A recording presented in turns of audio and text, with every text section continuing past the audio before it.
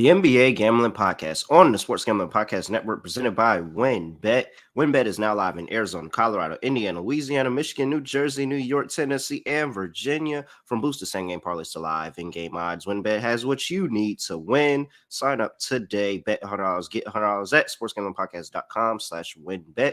At sportsgamblingpodcast.com/WYNNBET. State restrictions apply.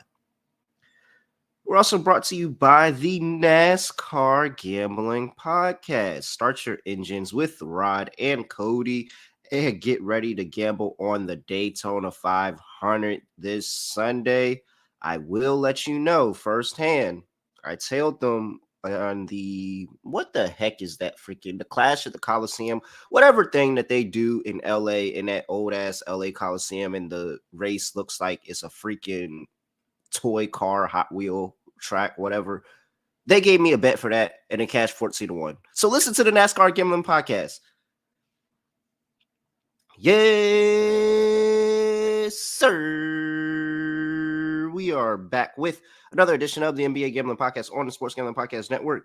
No me, no the voice, no the guy. It's me, really real, villain, real, Terrell, Furman Jr. at your service. And it is a Wednesday in the association. We survived.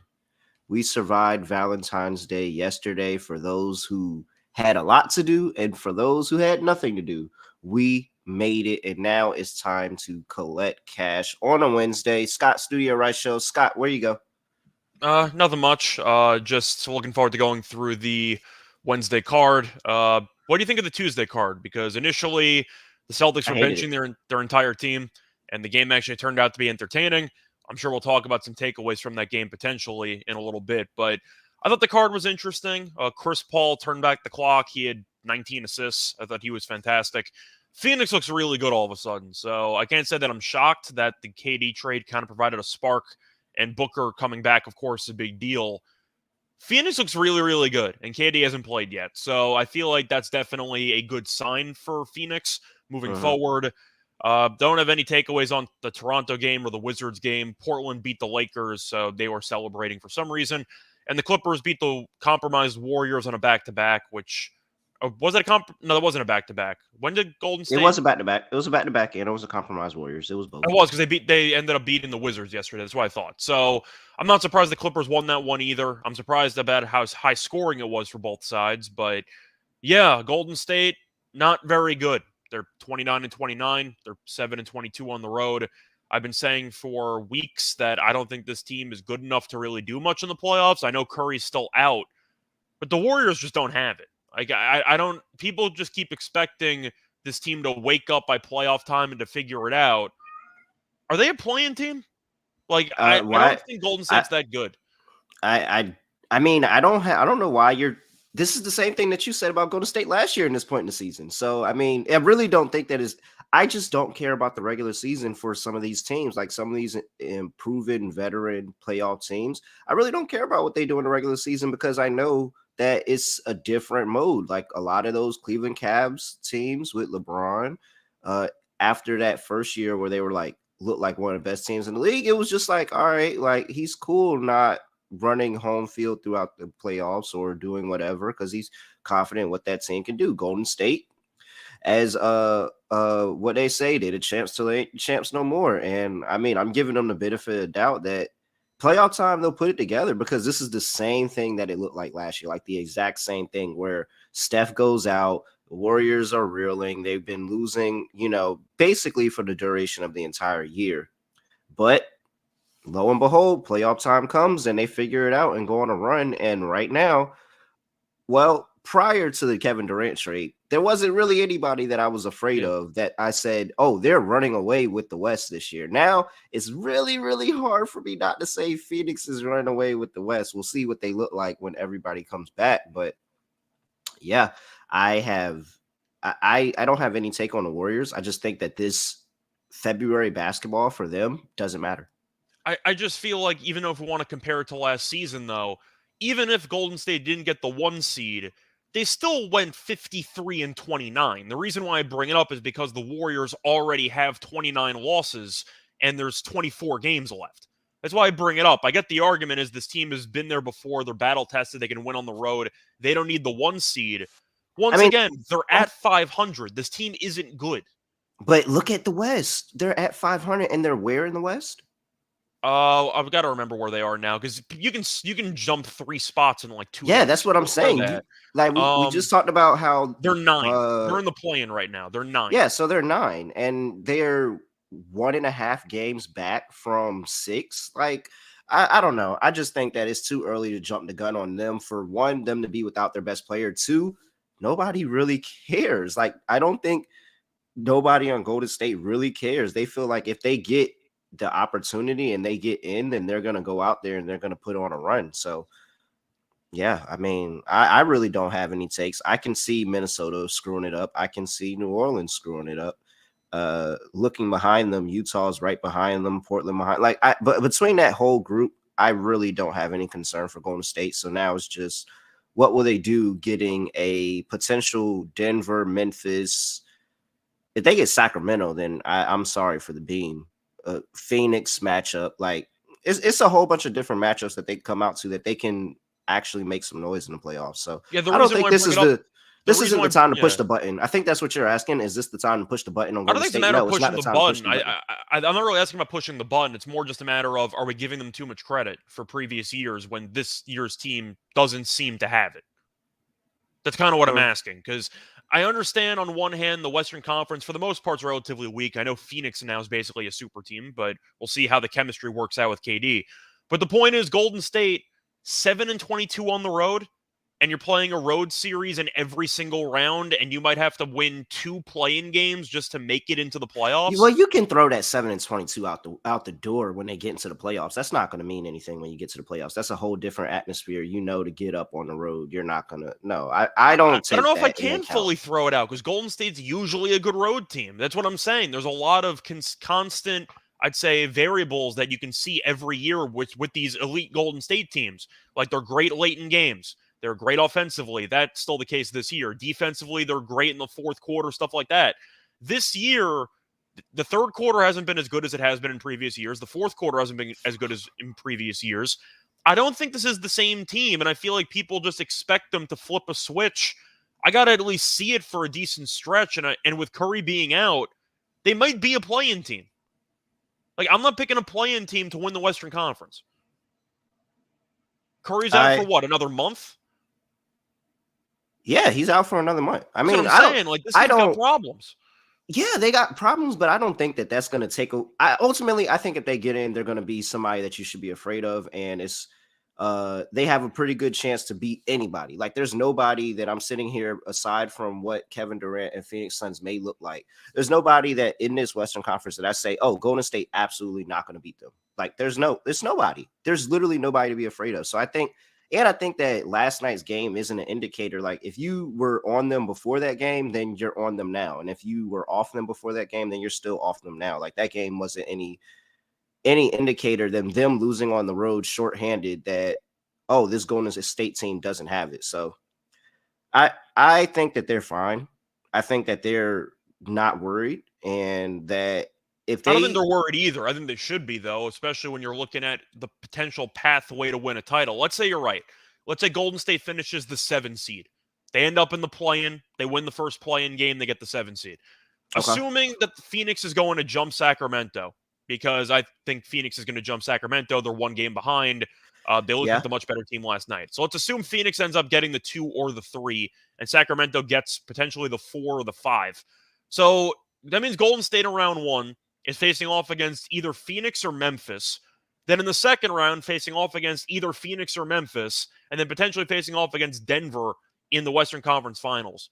That's such a ridiculous path for a road team that's 7-22 right now to beat the top 3 seeds in the conference, having to win at least 1 game on the road in each series. Like that's my point. So outside of Phoenix, outside of Phoenix, who are you putting a bet on? Like who are you sitting out here and saying, oh well, yeah, I know Golden State. I mean, I'm not sitting here advocating for Golden State to go back to back, but I'm saying that there's nobody that you want to hitch your horse to.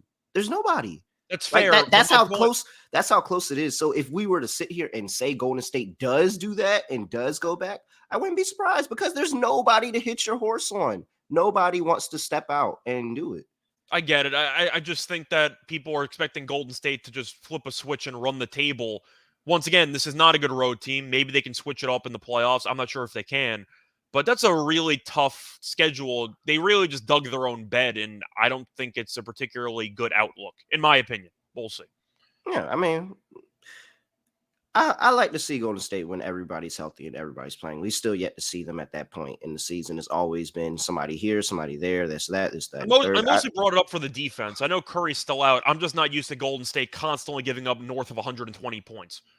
That's the part that scares me because Wiggins didn't play last night, which didn't help. But this was always known as being a very good defensive team. Besides the great 3-point shooting, defensively they're just not there. They're just not a good defensive team this year. Yeah, but we'll anyway, see. that's I think we'll see. But I'm not pushing the button. I'm not really concerned at the seven. Looking at the 722, I know it's bad, but I'm not really concerned because you also have that 22-7 holding them afloat right now. So it's like you fix that, you fix your little jitters on the road, and you're straight. Like you're straight. But I do want to ask you though, kind of switching gears to another game. We're going to talk about the games for Wednesday in a second. Just to be clear, I said this on Christmas Day when I saw Boston beat Milwaukee comfortably. Boston's beating Milwaukee in a playoff series, right? I don't think so. I think Boston's the significantly better team when healthy, and I don't think it's close. I think Boston wins in 6, maybe even less than that. I'd be shocked if Milwaukee won 3 games in that series. I think Boston's just the much better team. I don't think it's close. But that was my takeaway from yesterday. And yes, you can argue, well, Milwaukee was looking ahead because Boston was benching their entire team. There is no way you should need overtime to beat a front court of Muscala and Blake Griffin. Like, what are we doing here, Milwaukee? Boston's better than you. Like, I don't think it's close.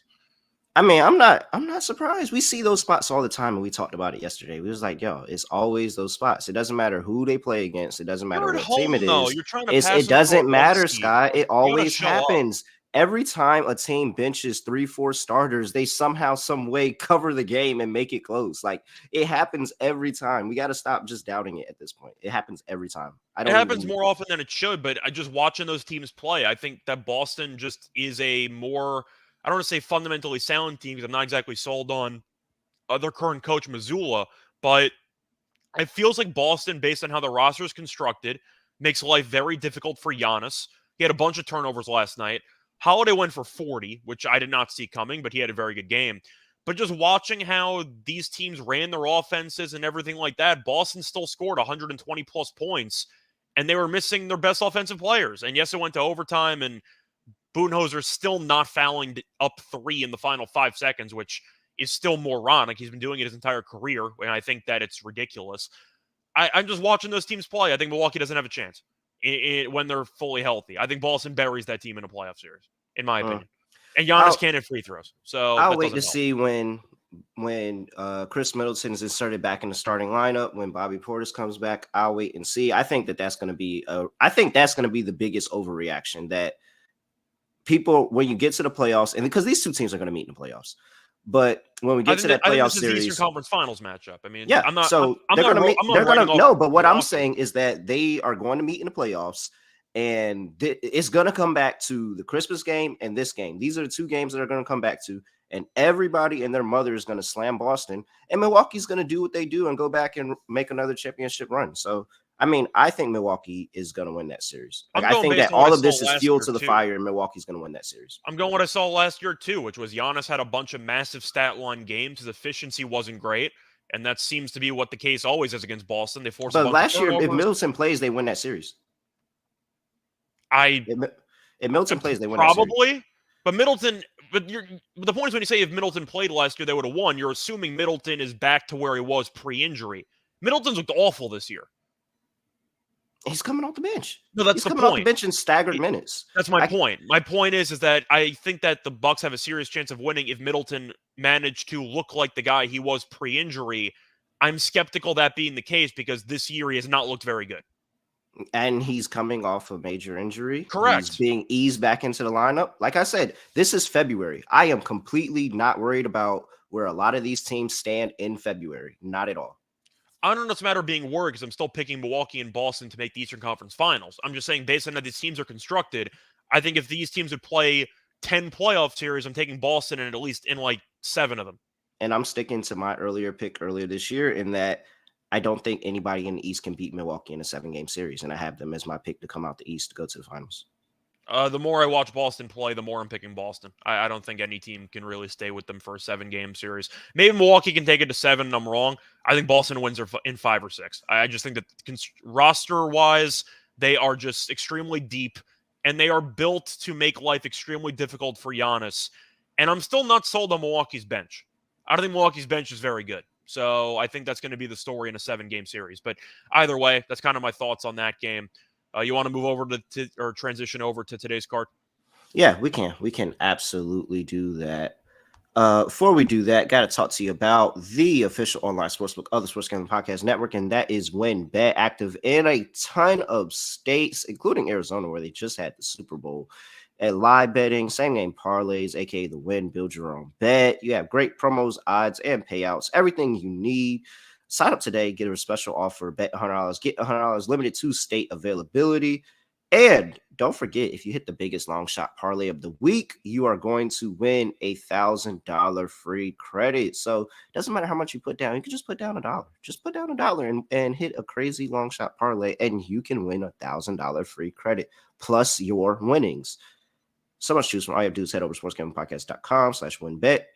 It's sportsgamblingpodcast.com/WYNNBET. Offer subject change. Terms and conditions at winbet.com. Must be 21 older and present state where play through WynnBET is available. If you or someone you know has a gambling problem, call 1-800-522-4700. All righty here. Yeah, it's not the Cavs. I'm not picking the Cavs. You can look at their stats. I love it. I love it, but they're going to be fun. But it's not. If you look at them against winning teams, though, Cleveland is not particularly good against teams above 500. I'm not going to say that they are like bottom feeder merchants, but you look at their They're split, not the Bulls of last year. They're not the Bulls of last year, but they're like a couple. They're of not great against them. good teams. I'm just saying they're not great. I'm pretty sure they're one of the only playoff teams right now that's like top 4 seeds in each conference that are below 500 against winning teams. So I'm not sold on Cleveland. I think that they can make it to the second round or so, but I'm not picking them beyond that. We'll see. I'm not picking them over Boston or Milwaukee. I'll pick them over everybody else, though. Maybe not Philly. We'll talk about that. We'll see. That game's coming up. All right. First game on the slate, we have the San Antonio Spurs going to play the Charlotte Hornets in a battle for Victor Wembanyama. -7 for. Wait, what? Are you serious? Is this the line? Charlotte won a game. It is. Charlotte -7. It actually opened up at 6, and now it's over to -7. 243.5 is the total. Injury report for these two teams, and we have for the San Antonio Spurs. There we go. All right, for the San Antonio Spurs, you have Trey Jones, who is out, Romeo Langford, who is out, Doug McDermott is questionable with an Achilles, Isaiah Roby's out, Devin Vassell, Kim Birch still on IR, and for the Hornets, you have Cody Martin out, Kai Jones is doubtful, and Kelly Oubre still on IR. All right. Mark Williams double-double.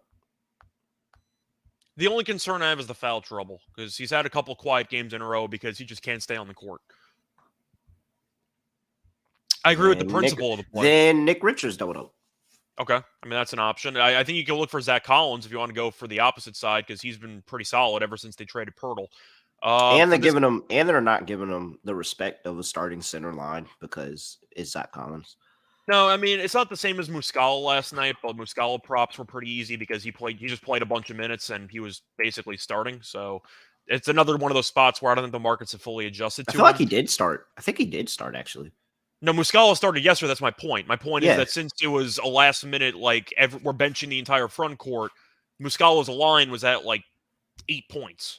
Like they didn't give him full starter player prop numbers because they weren't fully adjusted to his actual role. Same thing with Collins. You'll get Collins the last couple games. He's been effective. That was my point. But I'm assuming you're also on Branham because he's been very good lately. Yeah, man. I'm on the Michael Branham. Was it Michael? Is it Michael? It's Michael, right? Is it Michael or is it Malcolm? Or is it Malcolm? It might be Malcolm. Hold on. Malachi. Oh, Malachi. Okay. All right, my fault. Appreciate that. I'm on Malachi. Malachi Burnham. Yeah, for sure. I've been a little late to that train. He's been good. Do you want to make a case for maybe Devontae Graham? Man, it's so funny. Like we're just sitting here talking about props and not talking about the game at all because The who Spurs would suck, actually bet but this game? I'm never laying 7 with Charlotte. So I got to shout out San Antonio though. They covered for me against Cleveland last time out. yeah, they did. But that You team's came still back and horrible. said that. Pick that one. I mean, they're just a terrible team. But Charlotte won one game. Congratulations. They beat Atlanta. But that game had like 260 points. I know you were right on the total. I was wrong on that one. But the point is, they still don't guard anybody, which is why this total's 244. I mean, I guess the question is, instead of taking Charlotte to cover, would you rather just take Charlotte team total? Because if they're going to win this game, they are 100% going to score north of 130 points. It just feels like a spot where I know the total's high. You can argue maybe it's too high because San Antonio offensively is not great. Charlotte team total is a huge number, but I can't really disagree with it because San Antonio defensively is so bad. Like you're looking at numbers here for the defense for San Antonio. Give up 117 to Cleveland. They play at a pretty slow pace. Give up 125 to Atlanta. Give up 138 to Detroit. Did go to double overtime, but I got to look up the regulation points allowed in that game. In that Pistons game, they gave up. It was only 113, actually. That's actually not terrible. But San Antonio doesn't guard anybody, and Charlotte plays fast. Do you have any thoughts on Charlotte team total? It's a massive number, but the full game total is 244, and Charlotte just scored like 130 plus against Atlanta. Are we just picking Charlotte to score like 130? It kind of feels that way, doesn't it? Yeah, but why we have to go to Charlotte side? We don't. I was just asking if because we're both scared of Charlotte laying points. So I'm saying I think I'd rather take the team total. Oh yeah, if I had to pick, I'd definitely take. I like my chances with the team total 100%, but they can lose the game and go over the team total. Yeah, very much so. They could win the game by 2 and go over the team total. Like there's so many different things that I could really do rather than take Charlotte -7. What I will say is that they have line movement in their favor. So, I mean, I give you that, but I really don't have to have a Charlotte -7 ticket in my pocket. Like I'm perfectly fine not doing that. I'm not going to have a Charlotte ticket in my pocket. I'm going to lean to the over, but of course I can't actually bet it because that's an insanely high number at 244. And the Spurs still aren't a good offensive team. You're just hoping that what Charlotte showed against Atlanta is what we'll see the rest of the season, which is we're tanking, but we're also going to have fun and we're going to pad people's stats. So we're just going to have 250 points in every game. Speaking of, I'm never taking Atlanta on the road again. I don't think he can. Yeah, that was bad. I don't. You know, when you go against your things, they always burn you. Whenever you go against your sayings, they always burn you. That's what happens when I bet Boston. When I say I'm never betting Boston, and then I come back and I turn around, I bet Boston. That's what happened with Atlanta. I said I'm not betting Atlanta on the road. I bet Atlanta on the road, and they completely flopped. I'm annoyed in this game, by the way, because I wanted to consider LaMelo triple-double. It felt like a good spot for him. It's plus 550. Really? 550? He walks into a near triple-double every game. So it's just like that little bit to push him over the top. Plus 550, though, is a terrible price. I thought it was going to be around 9-1, maybe 10-1. I would have considered it. I guess the argument is the total's so high, we got to lower the numbers, but 550 is crazy. I can't touch that. He walks into I'd rather take LaMelo assists. I'd rather skip the rebounds, take an alt assist line, and move on with my life. Because I mentioned in the Trey game against Charlotte last time out that I just thought it was a good spot for him. I think this is a good spot for LaMelo to get a bunch of assists. Maybe you can argue you can take a San Antonio point guard assist because Trey walked into 14 of them. But I think I'd rather just take LaMelo assist, maybe an alt line there. Triple-double is just not worth it at 550. I don't think there's any value on that. Do you? That number seems way too low. 15 assists in that game against Atlanta where they scored 144 points. I'd rather just take the alt assist line, ignore rebounds, and get a somewhat similar price. Somewhat. It's not going to be the exact same, but I mean, I don't think there's any value on the triple-double.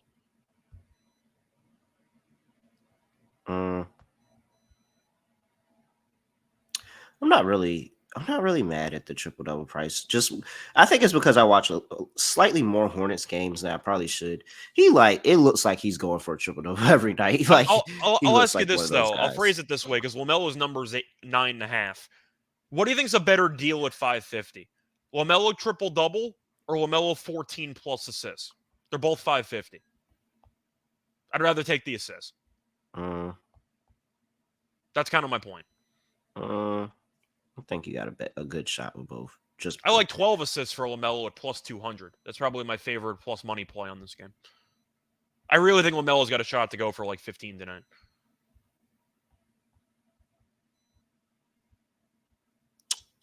I don't know. Because sometimes, like some of these matchups, I'll just be like, I'm about to do this all by myself today. Like, It could be, but I'm just going based on the numbers. I just think that number's a little bit low for 9.5. Because you're expecting Charlotte to score about 130 points. I have to consider taking the over. I think I might take the triple double line actually. Okay. Especially if like the bigs start going out with foul problems and I think I would prefer. LaMelo's had 10 plus assists in each of the last 3, so I think that's why I'm kind of leaning. Yeah, no, I mean the assist is good. It's just when you start getting to 14, like you starting to get into, you're banking on a lot there. My favorite play is 12 at plus 200. I'll compromise and meet in the middle. I think 12's 12 is cool. It's just when you start getting to 14, it's like, all right, like you're just really just taking a shot in the dark that this is the day that everybody's hitting everything that he gives them. Yeah, it's a bit of an assist heater because I recommended 14 plus for Trey last time out, and he had 14 on the dot. So it's a bit of a heat check there for the assist number. But I don't have any real thoughts. We killed the assist that game. You said Trey, I said LaMelo. They both had like 15, 14, 15 in that game. Like I think LaMelo had 15. Like they both really killed in that one. I'm looking for team total overs here in the props I mentioned, but like just to have fun with the props in this game, man. Like I got nothing on the side. You don't have to bet the side. I will give out for the sake of the show Spurs +7 because I'll never take Charlotte laying the points. So Spurs +7. I'm still on the over 243. Like I'm sorry. I think I'm on the over as well. But... Yeah, I'm still on the over 243.5. Maybe we can maybe somebody can talk me into a first half team total over. Maybe if we look at some numbers, we might can talk me into that. But I'm on the props. Mark Williams props. Nick Richards when they drop him in case that was kind of the hedge to Mark Williams. So LaMelo's assist, that's in there. What else do we say? I think LaMelo could be a scorer in this one too, low key. I mentioned Branham. Oh yeah. Branham's been really, really good. I'm still going back to my guy Keldon Johnson, man. I think Zach Collins is double value at plus 165. 165 for a double. Yeah, it's gonna be. I think he's got value there. He's gonna be on the court. Yeah. Let's see here. Anybody else that I'm interested in? Not really. All right. Next game on the slate. Let's move on. And who's next? The Chicago Bulls are going to play the Indiana Pacers in Indiana. Indiana's laying 2.5 at home. 231.5 is the total injury report for these two teams. And we have DeMar DeRozan, who is out with the quad injury. Okay, that's why Indiana's laying 2.5. Alex Caruso is questionable with the foot. Derek Jones Jr. is out. Gordon Dragic is probable. And you know about Javonte Green and Lonzo Ball. We have for the Pacers, Miles Turner and Daniel Tice are both questionable for tonight. This game is extremely simple for me. I'm taking Indiana. I mean, I don't know. How the hell am I supposed to take Chicago? If you take Chicago, you got to take Levine like 4 plus threes, 30 points, and just do it like that. And I do see a script where that happens because I hate how Indiana elects to guard guards. Like I really hate it. They think that guarding guards means just let them score and then we're going to come back and score faster than them, and that's how we win. I can't take Chicago though. I mean, they're 10-19 on the road. We faded them last time out at home against Orlando and they lost outright. They only scored 91 points against Orlando. They scored less than 92 points in each of their last 2 games. They scored less than 92 in each of their in 3 of their last 4 games. The offense is falling apart.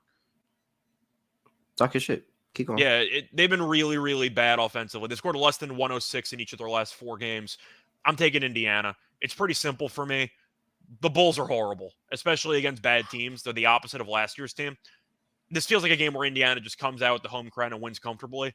I think Indiana wins this game by like 5+, especially with DeRozan being out. I think I have to take Indiana. Right? I mean, how am I supposed to make a case for Chicago? They just scored No, 91 no, points it was just you saying they Magic were at home. winning comfortably, and then you said by 5+. They'll be up by a lot, and then I think it'll be somewhat late. But That's what I was laughing at when you if said Indiana comfortably. wins Yeah, by 10, 5+. yeah, if Indiana wins by 10+, you take the win margin thing of 11+, I wouldn't be shocked. But I think the Bulls will lose this game. I got no faith in Chicago in this matchup. Yeah, I mean, Indiana has been known to flop around sometimes, but now they're under 500 teams. So They're good at home too. I mean, they've lost 5 yeah, straight, but you look at the teams they faced off against: Cleveland, Miami, Phoenix, Washington. And Washington's been better lately. They're okay. And they lost to Utah. I mean, Utah's an underdog, or I don't even know if they were an underdog. It was a pick 'em, so that doesn't no, even so count. that But didn't count. That was like a pick. the point is, they've had a decently tough strength of schedule lately. I think the Bulls are beneath all of those teams, so I'm not going to overreact to it. I'm just going to look at Indiana here. And Bills Mafia mentioned that the Bulls took leads into the fourth quarter in each of the last 3 road games, and they lost. They're a horrible fourth quarter team, so I'll go with Indiana. Where's the guy that is a Bulls fan? Okay, I'm so sorry, I don't remember your name, but Is it Daniel who lives in Chicago? Is that who you're talking about? no, not Daniel. Even though Daniel living in Chicago knows that the Bulls are trash, but it's a guy, and we were doing the live streams during the games last year, and he called from a bar and just talked shit about the Bulls the whole time we were on the stream. Like, it was really fucking hilarious. He was like, "Yeah, Talk the Bulls shit about suck, man." roasting the team, or he was roasting your He was opinions roasting the about team. He was Okay. roasting. Yeah, he was roasting the Bulls. I can't remember his name. I'm sure he's listening, and he'll probably send me a message later and be like, "Hey, that was me." And I'm like, "Yeah, yeah." It was hilarious. But no, Chicago like sucks. Like, they truly suck. Like, there's the only way they get this That done was is if Levine goes Bill's crazy. Mafia, apparently. Oh, it was He's Bills Mafia. taking Okay, credit so for I thought it was Bills Mafia, but I didn't know because he says Bills Mafia, so that was like throwing me off. Like, it was. What is he supposed to do? Root for the Bears? Come on, man. He's got to have some True. respect. Understood. Come on. Understood. Yeah. Yeah. You know, I would switch to the Bills too. I'm not gonna lie. I would. Okay. Nah, man. You gotta go with Chicago. If you go Chicago, you gotta attach Levine to it because Levine's good. Like, if Levine has a 40+ day and Chicago wins, I wouldn't be surprised. That would not But be if he goes surprising. for 35, there's no guarantee they win the game anyway. So No, I he can't has to go to 4. Chicago. If he has to go for 40, he He can't might go for lose if he 35. has He has to 40 go to 40. anyway. That's my point. So No. If he gets 40, they're winning. If he I gets think they 35, they're should gonna win. lose. But if he gets 40, they're winning. I'm still going with Indiana. Do you want to make a case for Chicago, or you're just going to go with Indiana with me? Oh no, I'm definitely picking Indiana. But I'm saying it's either Indiana wins or it's Levine 40+ in a win. There's Fair no enough. in between there. Okay. 231.5. I'm on the under. Sounds contrarian, but I just mentioned Chicago scoring numbers. They've scored less than 106 in 4 straight games. They've scored less than 92 in 3 of 4. Scored 91 at home to Orlando. Mm-hmm.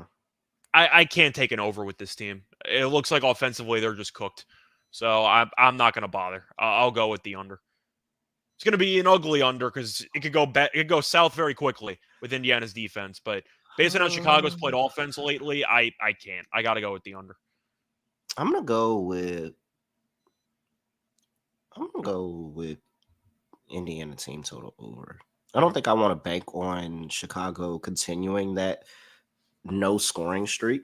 Just I'm bringing it because up because offensive ratings are at like an all-time high, and Chicago can barely get to 92 points. That's kind of why. I 100% get that, and I get what you're saying, but it's just I don't want to take the chance with because one, I really think Levine's going to have a day. Like, I really do think he's going to have a day. It may not be the day that he needs. Yeah, it may not be the day that they need to win the game, but he's going to have a day. And Ayo DeSomu is another name that I'm looking at that I wrote down that I was like, man, I really, really hate how Indiana just guards the guard position. And DeSomu is a low volume guy that could have a really big day today. So, like, there's different ways that I could see Chicago picking up the scoring for the day. I just prefer to hedge my horse on Indiana in this spot and take their team total over. Yeah, I can get behind that. I mean, I'm kind of looking at just a Especially double-double type of game. Yeah, Halliburton double-double. This could be the Miles Turner, hey, you should have traded for me game. Like, you should have traded for me. Teams in the league. Huh? Miles Turner has that with like 5 Yeah, different he's teams got in it the with the league. Lakers. He's got it with the Bulls and anybody else. I don't know, but I know those two for certain. I feel like those are two where Miles Turner's like, y'all should have really traded for me. Yeah. Mm. All right. It's a lot to like in that game. Next game on the slate, we have here we go, nationally televised television. The Philadelphia 76ers are at home to the Cleveland Cavaliers. 76ers are now laying -1.5. Opened up at 2.5. It's now down to 1.5. 216.5 is the total. Injury report for these two teams. And you have for the Cavaliers, clean injury report. Uh, shouldn't expect anything different there. And for the 76ers, you have Joel Embiid questionable. PJ Tucker is probable. Furkan Korkmaz is out for personal reasons. Sounds like I didn't get traded reasons. And Dwayne Dedman signed to the team. I don't think he's playing tonight, though. I mean, hey, it looks like somebody sharp is on Cleveland because they pushed this line down a whole point from when we started this podcast to now, because it was 2.5 when we started. Now it's down to 1.5. The annoying part with line moves on certain games involving certain teams like the Sixers is you never know if it's based on sharp money because they think Cleveland is just a great spot, or if there's an increasing chance Embiid doesn't play and people are immediately trying to be early and beat a line move before Embiid gets ruled out. You never know because Embiid's questionable every damn game, and it's pretty frustrating. I mentioned Cleveland struggling against teams above 500, but Cleveland has won 7 straight. I have to at least bring up, though, they really have not had the most difficult level of competition in that 7-game stretch. To look at the teams that they've beaten in this run, they beat the Spurs, they beat the Bulls, they beat the Pelicans, they beat the Pistons, beat the Yeah. Wizards, beat the Pacers, beat the Grizzlies. The Grizzlies, pretty good win, but that team's falling apart, and they beat a bunch of other non-playoff teams in that stretch. Does that mean anything to you? Because on one hand, it's good to be in good form, but can you make an argument that they're overvalued because they had a very easy little stretch in their schedule? I Because those don't want teams to are bad. say. Those teams are Yeah, bad. no, the teams are bad, but I don't want to say it's like good teams lose to bad teams all the time. Yeah. So there's still something to be said to go on that stretch and to have the run that you did and put yourself in this situation where you're not sniffing at a 1 seed, but you're adding a little, like now Boston and Milwaukee are looking behind them like, okay, them guys are there. Like those guys are right there. Okay. Right. So I'm not gonna. I didn't overvalue it. I think that there is some type of value that you should put on it, but don't go over the head because again, it's not like that they're beating world beaters. I think for me, I'm going to lean to Cleveland in this game anyway. I was just asking for the sake of asking, but I'm going to lean to Cleveland. From what I've seen with Allen and with Mobley, Embiid, you can't really stop. But I think they can make life more difficult for him than most teams in the entire NBA. I think Embiid's probably like bottom 3 excitement level when he sees this team on the schedule because he has to look over and he's like, I got Allen and I got Mobley. This is going to suck. I'm sure he still can go for 30 and change, but I saw the first meeting this season and Cleveland buried them at home. That game wasn't even close. I think that you'll end up seeing Cleveland do a good job defensively of forcing Embiid into a somewhat productive night, but a potentially inefficient night. And they need Embiid to be quite efficient. Plus, I think Harden could have a problem dealing with Okoro defensively all game long. So I'm going to go with Cleveland here. I'll back the team that's won 7 straight. Mitchell can have a big game. Garland can have a big game. Even Mobley or Allen can. But I think that based on how Cleveland's constructed, they can give the Sixers problems. I'll lean to Cleveland. But Philly at home, though, is very good. So I'm not going to bet on this game. I think it's very close. But I'll lean to Cleveland if I had to pick a side. I'm going to lean to the under, but nationally televised games have constantly gone over. And I mentioned that a couple weeks ago. Yesterday was 2-0 to the over again. So I'm also scared off on that, but I'll lean Cleveland. I think that they're good enough to get the job done here. I think Harden might have a bad game. Maybe Embiid is just inefficient from the floor. Maybe he doesn't play. We'll see. But I'm going to lean to Cleveland. You? Oh my gosh. It's very tough, this game. It's very tough. Okay, well, let me start this by this. Sean stacking the money green. texted me about this game last night, asked me what I was doing. I said bet the under. That was the first thing I said. Just I take would bet the under. under too, but nationally televised games have just constantly had a bunch of free throws, and it scares the crap out of me. Yeah, but I think that this is a much slower pace. I think that it's a It should be.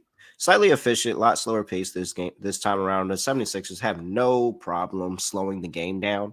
And that's really my issue is if they slow the game down and play to Cleveland, they're going to lose because they play so much better when they're quick tempo. Like even with Embiid and Harden, and that's crazy to say that you could have Embiid and Harden in a lineup and they're better when they're at a quicker tempo than a slower tempo. Like that is they are so much better when they do that, especially with Embiid because they can't. The defense can't get set. They can't bring somebody over for help, and he doesn't have to pass out of it and kind of rely on somebody else to make the move. Like he quick tempo gets to his spot, makes a move, and scores. Well, that's the issue too, because when you're in the half court, you're running Doc Rivers sets, which we've seen fail constantly in the playoffs for a decade and I change. want to take Philly so bad because Philly has the easy answer to winning the game. There's an easy answer to winning this game. Tyrese Maxey. Yeah. Tyrese Maxey. Tyrese Maxey. He is the X factor. He is the easy point to winning the game. But it's just like they prefer to run slow sometimes, and it doesn't work for them. It really is really frustrating. Like so frustrating how you see them go on these runs in games, and when they're on 11-2 run, 15-4 run, something crazy like that, and it's like they're pushing the ball. Then as soon as they sit in the half court, offense gets stagnant, and you're like, yep. So now I have to decide if I trust Doc Rivers to actually make that adjustment in this game. It's a really tough call. You mentioned the under for the game. I'd probably agree.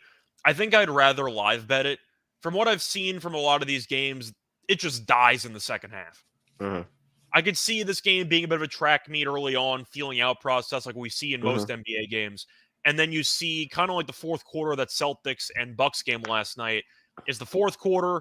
Fine, I guess we'll try on defense now. We'll only play in the half court, and the game's going to die. I think I'd rather take a second half under. I'd rather live bet the under here. But I think you could see a bit of a burst offensively early on.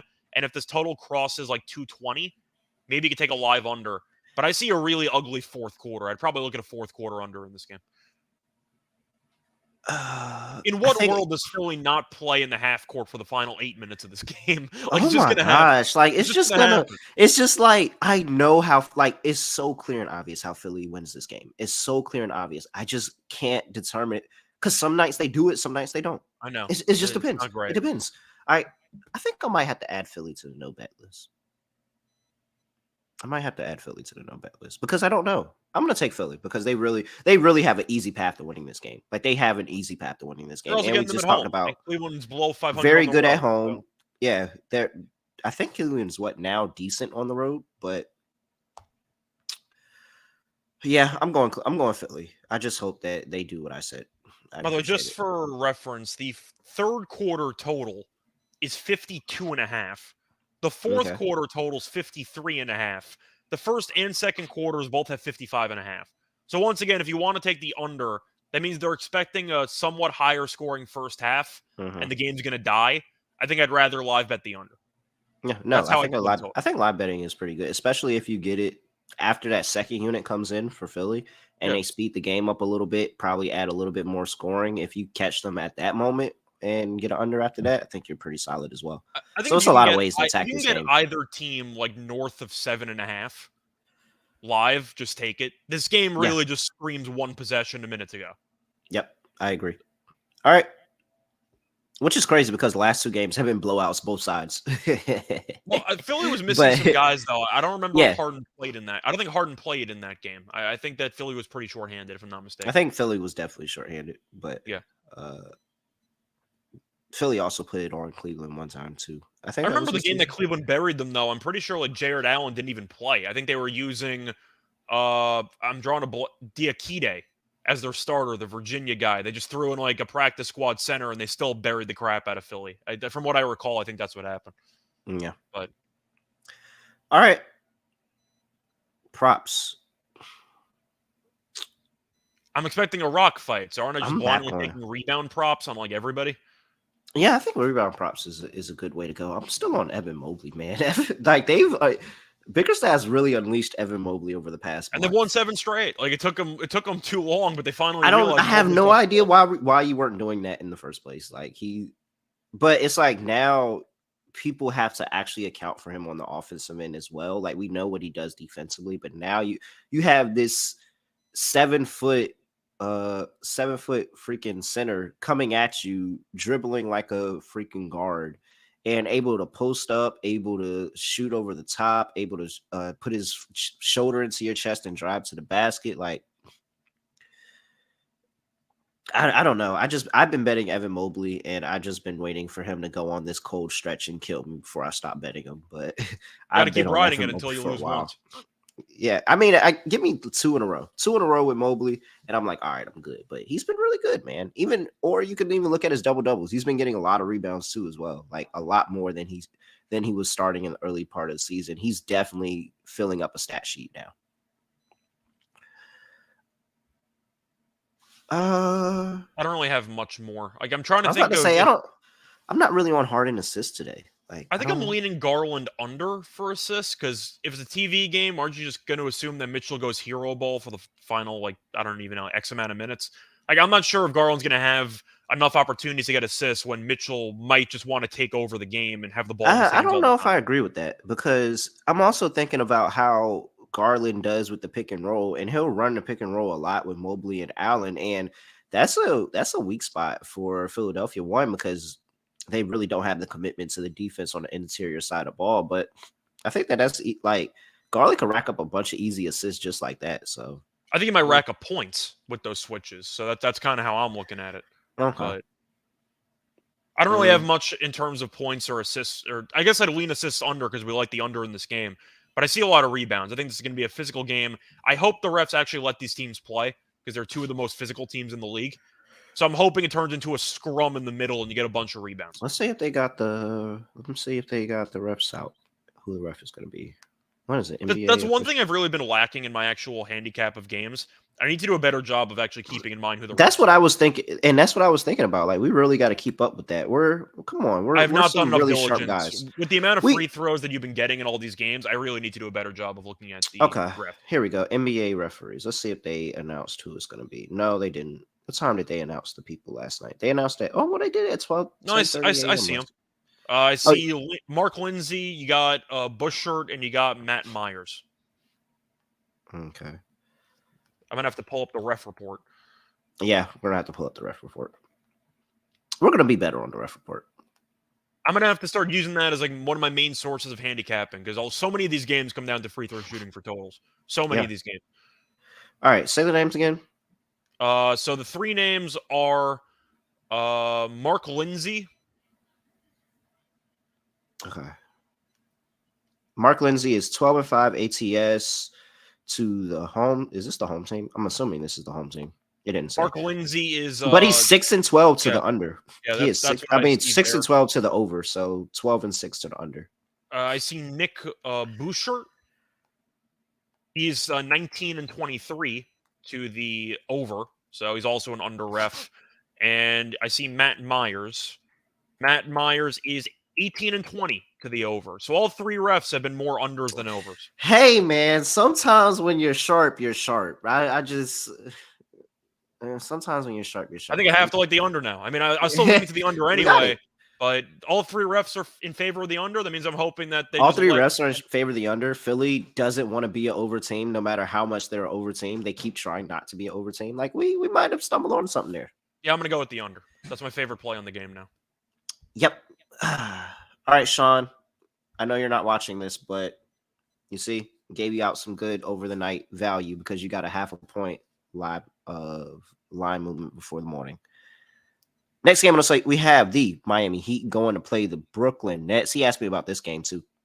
Nets are laying 1.5 to 11.5 is the total.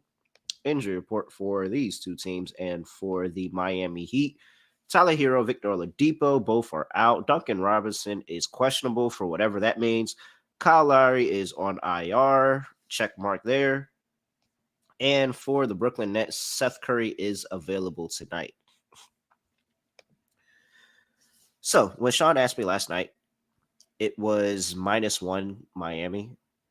and I said never lay points with the Heat ever. But now they're technically not laying. Yeah, technically they're not laying, but I still I still actually kind of like Brooklyn in this spot. Brooklyn's getting a lot of sharp movement. A lot of the bets are on Miami. 63% of the bets, that's over 60, so technically a public side. But 71% of the money is on Brooklyn, and it's enough money that it pushed that line from -1.5 Miami to 1.5 Brooklyn. And I understand it. I mean, you talked about it. This Brooklyn team, those switches are dangerous, man. They didn't show up Switching. against the Knicks. I had the under in the game, and they No, killed but me. it was a great handicap. Like it was a great handicap. It's just the fact that Jalen Brunson said, "No, we're not doing this today." Josh Hart scored 27 points. Really? Yeah, they said we're not. Brunson and Josh Hart said that we're not doing this today. So, it wasn't your fault. It was truly on Brunson, and I think you should take your ticket over to him. Matter of fact, I will take the ticket and I will ask him for a refund for you because Brunson didn't have to do that to the Brooklyn Nets. He really did. That's fair. It was a bit of overkill at times, but still. I still don't know how Brunson is not an all-star yet. But it's still some time. We got, end of the week, still some time. Maybe something happens, but Brunson should really be an all-star. Okay, back to this game though. Yeah, I think defensively they're gonna give Miami a bunch of problems. I think Miami's gonna give Brooklyn problems too, though. So I see an ugly game, but total's 212. Like it's a low total for a good reason. Butler always kills the Nets, and Adebayo, I think, is going to have a good matchup against the Nets as well. So I guess I'm going to ask which player prop you want to look at for this game, because last time out, I recommended Butler triple-double at 32-1 against the Nuggets. Was it one assist or one rebound? He was one assist short. Yeah. He was one assist short of a 32-1 shot. So I'm still salty. I was crying a little bit because of that loss, but do you think he's got a shot tonight for it? Do you think that he's going to have a massive game? Because historically speaking, Butler's done very, very well against the Nets. Yeah, I do. I do. Just because the one Nets, even though it's a little bit better with the wings that they got on the team now, still slight concern for them rebounding the basketball. I think that Jimmy Butler is going to be aggressive. And I don't think the points are going to be there like they were last game, where I think he just barely eked over his points prop last game. I don't either, but I think the rebounds will be there. Yeah, I think the rebounds are there.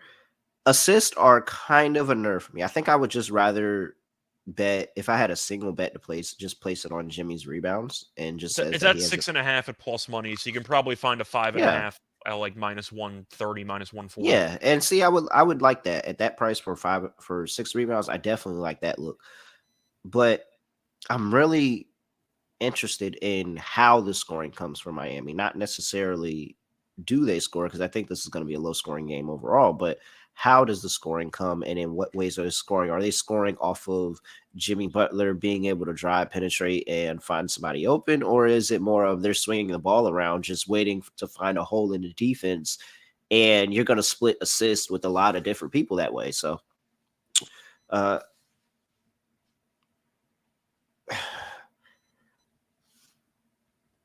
mean, technically the line movement says you should like Miami, but I'm going to stick with my guns. I'm going Brooklyn in this spot. I'm really torn on this one because Miami's on the road and we hate Miami on the road. I think I have to lean Brooklyn. No chance I bet this at all. Like 0% chance I bet this game. However, if you want to go for a sneaky play, you could get Butler 10 plus rebounds at plus 430. Mm-hmm. I don't mind that. Totals once again at like 211. So you're expecting a lot of bricks throughout this game. Mm-hmm. I think Butler's got a good shot for rebounds. He rebounded the ball well against Denver. But Brooklyn is not a good rebound. What's his double-double price? His double-double price was like plus 280. But I don't think he's going to get the assists. So you're getting an extra $1.50, getting the most likely way that he would get a double-double. I'd rather just take the rebounds. But I'm not going to take the actual side. I do agree on the under, but I can't take it. It's like 211. Like I can't take a number like that. I think I'm just going to go with Butler rebounds, and I hope that they brick a bunch of shots. Yeah, so just clarifying what Scott said. So Miami as a road dog has always been the play for me, which is why that I at this point I don't want to bet this game. But Miami as a road dog always is the play. Has always been the play for me. Miami laying any type of points, whether it's at home or at the road, it's just not the move you want to make. Like it's not the move you want to make at all. So you hate Miami as a favorite, love them as dogs, which makes this a difficult spot because they opened as a favorite and now are probably going to close as a dog I assume they'll because close at everybody 1.5 or slammed them. 2. Yeah. Huh? Yeah, I assume everybody they'll slammed close them last 1.5 or night. 2. This line was -1.5 last night. I saw it, and they slammed it. And now I see all the bet percentage. Everybody's putting heavy money on Brooklyn. So, I still think that I'm sticking with Brooklyn, and I'm gonna just stick with the opening line of Miami was a favorite when they opened. But it's gonna be a good game, and I think it's gonna be a close game. Like I think it's going to be a rock fight. And it's going to be extremely, extremely tense throughout. I don't see either I'd team be, blowing them out. I see a war here, but I wouldn't be then surprised if again, neither team got to 100. but you're in a close game late and you got Jimmy Butler, which is kind of ironic because I know he bricked the layup against Denver last game, but you still like Butler late in games. What's an alternative under? I'm really not scared of this number. I'm really not scared of this line. How low do you want to go? Because I could see neither team reaching 100. Like, That's what I said. I really don't think that neither happens. team. I really don't think neither team makes it to 100. So, if I had an alternate under of, What do you want to go? You want to just go like 199.5, which implies neither team neither getting to team made 100. it to 100, and that's Yeah, like, plus 285. okay. I There's really a don't path think. there. Yeah, it's a clear path there. If we're gonna do that, though, we got to do the referee report. This is gonna All right. become an official All right. thing. Yep. All right. Go to the referee point. You And got we Scott down to 10. Foster, so this could get interesting. this could get interesting. All It's right. a Scott Foster game. Looking at Foster's numbers, Foster is 24-13 to the over. Because he So calls I so don't many think fouls. He I calls so know. many So I don't think I fouls. can take this anymore. No, so literally when you said Scott Foster, that's when I was like, all right, like this was fun. This was a fun experiment, but this isn't the game that I'm gonna want to do it with Scott Foster at the The helm. other He ref, calls too many fouls. you have Kogut as the other ref, who's 11-20 to the under, and then you got Richardson, who is 4-7 to the over. So the other refs are in favor of unders, but Scott Foster. So I don't think I can play this. I think I'm out. You never know with Scott Foster. I can't. No, I mean, you have Jimmy Butler in a Scott Foster game. Just pencil Jimmy in. Like at first I was kind of scared of his points prop, but now just pencil him in for 25. He's gonna have 14 trips to the line. Probably. All right. Anything else we need to hit here? No, I think we covered everything. If you want to make a case for threes, maybe you can look at some type of prop involving, because we know Miami's not good at threes, so maybe you can pivot over to Joe Harris's minutes have been a little bit iffy. I'm not sure how many minutes Seth Curry's going to play because it's his first game off injury. I'm wondering if they're going to limit him, and he's basically a bench player anyway. Uh-huh. Do you want to pivot to like a Dinwiddie 3 or a Finney Smith 3? Finney Smith's been quiet. Yeah. I know Bridges abandoned you last game, but do you want to make a case for Mikal Bridges or Cam Johnson? Brooklyn Bridges is back in Brooklyn, so we might be able to, we could talk about that. I feel like Cam Johnson's probably the look for threes, right? Unless you think his numbers are too inflated. Has Cam Johnson had that game at Brooklyn yet? No, I don't think he's done anything in Brooklyn yet. But Miami has not been good against the three balls, so that's kind of why I'm so he hasn't done it. He does. If Cam Johnson hasn't had that game in Brooklyn yet, then I'm taking Cam Johnson tonight. Cam Johnson is a walk-in 20 piece. Looking at his games recently, he has made less than 3-3-pointers in 5 of his last 6, but he's only been with the Nets for like 2 games. So he's 2 for 6 and 2 for 8 with the Nets. He would be the guy you take if you're. He's the guy. To Miami's 3-point defense. He's the guy. He's due. Cam Johnson's due. He's due. He's what? He's got a 20 piece this month too. Cam Johnson's due. He's really good. I really am a fan of Cam Johnson. He's really good. I mean, not just because he's a North Carolina guy, of course, but he's really good. So, all right. I'm going with Cam Johnson tonight. That's just, I have no data. I didn't look anything up on that. I literally just going off a gut call and just. You're fading Miami's 3-point defense. I mean, that's basically the gist of it. Yeah. All right. Next game on the slate, we have my New York Knicks going to play the Atlanta Hawks. Atlanta's at home, laying 3.5. 233.5 is the total injury report for these two teams. And we have for the New York Knicks, Mitchell Robinson, IR still. nothing else to talk about there. Atlanta, you have John Collins questionable, and DeAndre Hunter is probable. So, didn't Atlanta win the last one? And we picked Atlanta. Well, I think I picked Atlanta.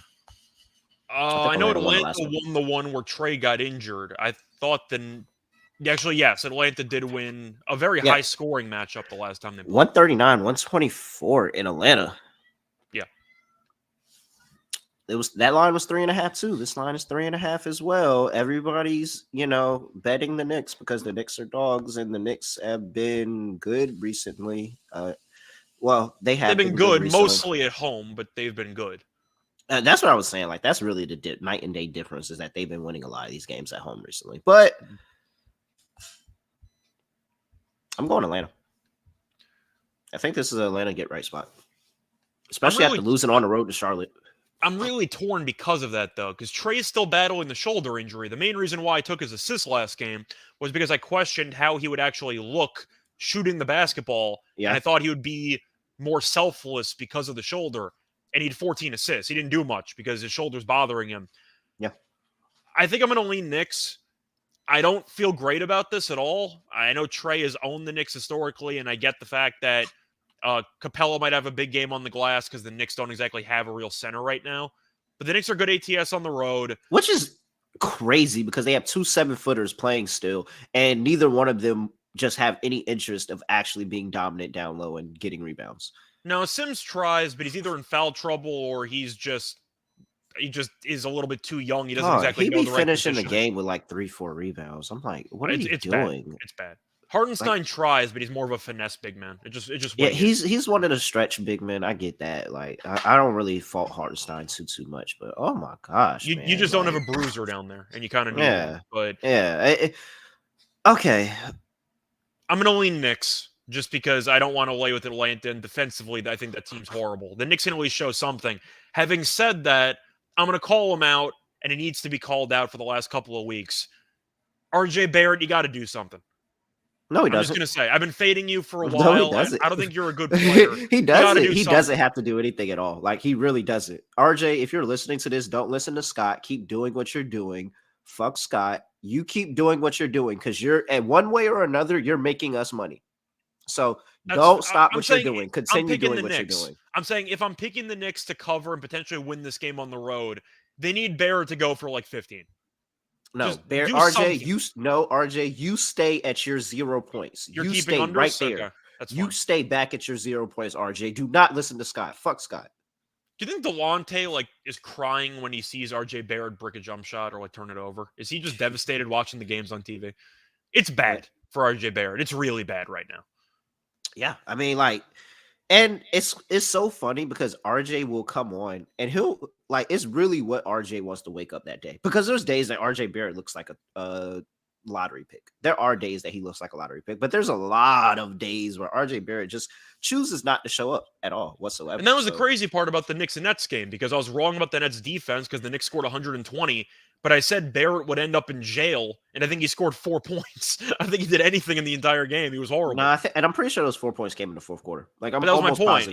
He was in jail. I was right, except the Knicks still scored 120-something points. But it's because Jalen Brunson is Jalen Brunson, and that's one person that you should not fade in this game today, which is Jalen Brunson because Jalen Brunson is him. Randall's been good against. Randall always kills them, but at this point.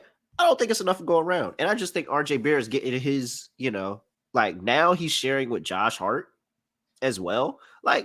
RJ Barrett is just slowly becoming obsolete for the Knicks where they're like, all right, we can literally do this with everybody else but you. I think they're going to trade him in the offseason, but we'll get to that during the offseason. Yeah, because he's one of last year of his deal.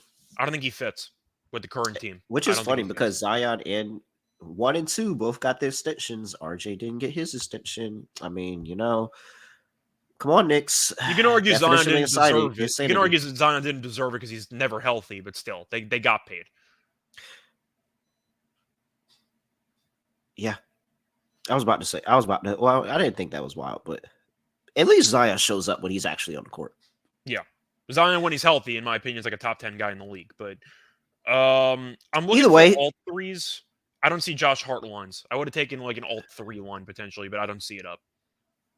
Yeah, here I'm still on Atlanta here. I think that Atlanta's going to have some really good ball movement in this game, and I think it's a DeJounte Murray type of game where he's able to just really get to the rim and get whatever he wants. And Trey's going to assist with that. And you know how Trey runs the offense. And we'll see if this is Trey just overcoming his shoulder injury for this game right here. Like, I would not be surprised if Trey said, all right, I've been chilling recently, but I'm about to go crazy because the Knicks are in the building, Knicks in town. And again, this is really a get back spot because that was a really, really bad loss against Charlotte. Very, very bad loss against Charlotte. And I think Atlanta is the only people outside of Atlanta that thinks they have a chance in this conference. So I'm sure that they're going to get up for this game and try to get a really good bounce back win at home. So all I know is after Lonzo did whatever the hell he wanted last game, I got to assume Brunson goes for like 30, 35. Lonzo. How the hell is Atlanta supposed to guard anybody? They let Lonzo just run circles around the entire. Sorry, they let LaMelo run circles around the entire team. They let LaMelo run circles around the entire team. It would have been a lot worse if Lonzo had 30. I said it twice. I was like, Lonzo. Yeah, so I was like, ooh, that's really impressive. Lonzo went crazy. Yeah. Point is, LaMelo had what, 30 and 15, and now you're facing off against a guy who just had a 40 piece. I think Brunson's going to kill. He's averaging 31 for the month. 5 games this month. He's averaging 31 on 58% from the field. Like, if I really told you that Brunson goes for 35 or 40, nobody would be surprised. No, I'm actually telling you to play it. I'm going to check what the ladder is there, but Brunson points might be worth a serious look. I mean, it's just he gets there. Like, his points proper, I just feel like you got to bet it. He gets there. No matter how, you don't know how, but he's at 26 and a half. So why is this still? So 30 plus, 30 plus is 160. 35 plus is 430. I don't see a 40 piece. I'm going to have to check another book, but it's probably going to be somewhere in the 6 to 7. At this point, like, just continue to ladder Brunson. Like, he does it every night, and they don't respect it because it's Jalen Brunson. Like, they don't respect it, but he does it night in, night out, every other night. And the total for a Knicks game is 233.5. So you're assuming there's going to be a lot of points to be had. I don't see anything regarding 40, but I do see a plus 475 on Brunson 35. I'll play his assist today too, just because of the fact that I think DeJounte Murray is gonna very long, very solid defender. I think he will attempt to give him some problems. Brunson's probably gonna still score over him, but I'll take the chance that there's a couple of possessions where Brunson's able to get a good look for somebody else. He was not particularly good against the Hawks this season. In the 3 meetings, he has had less than 21 points in each of them. But we know that his role has drastically increased with this team as the season has gone on. So I think Brunson's worth a look. You said the assists. He did have 9 assists against the Hawks last time out. Yeah. I think it's sitting probably at 6.5 at plus money, maybe. Probably it's either going to be 5.5 or 6.5. But if you want to make a case for double, you can go for a pretty large plus price. Yeah. Is that the move? Yeah, I think that is the move. Once you said it, like after you said it, I was like, wow. Yeah, so I see a 5.5 assist at minus 135. So 6.5 is plus money some shops. Double is sitting there at 7-1. You can get the 10 assists at 7-1. It's the same. I'm gonna check another book to see if I can find a better line. I think that's the move. tonight. There might be a sneaky play there. I'm gonna see if I can find a better price, but he's gonna have the ball in his hands the entire game. And they did give up 15 assists to LaMelo. And imagine him just getting the ball to Julius Randle the whole game. That's like at least 5, or even Hart, who can hit threes in the corner. Yeah, like Preston assist is the move tonight. I see 8-1 on double. I found an 8-1. Yep. All right. That's the play tonight. All right. He's on the Knicks. I'm on Atlanta. We are both on the. I think I have to lean to the over after what Atlanta just did last game. I like Knicks team total over. I don't think Atlanta can guard anybody. I actually don't know if I'm going to play this.